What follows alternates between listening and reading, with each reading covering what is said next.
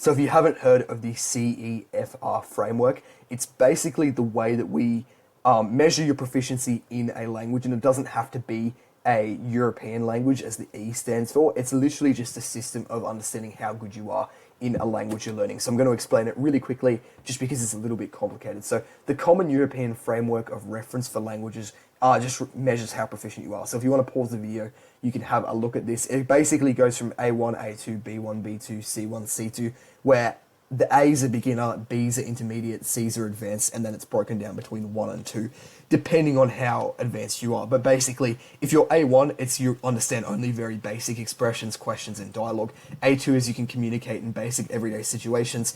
B1 is you can understand the main points of familiar speech on specific topics and communicate problems, but you still have a lot of difficulty.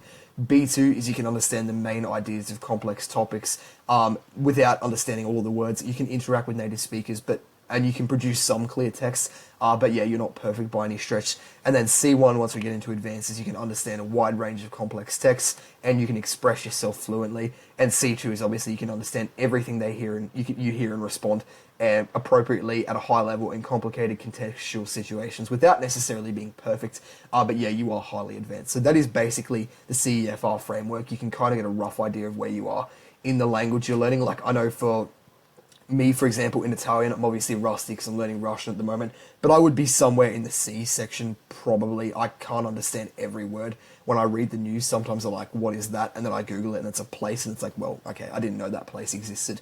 That kind of thing. But yeah, you can get a rough idea of where you are. So yeah, hopefully that did explain stuff, and yeah.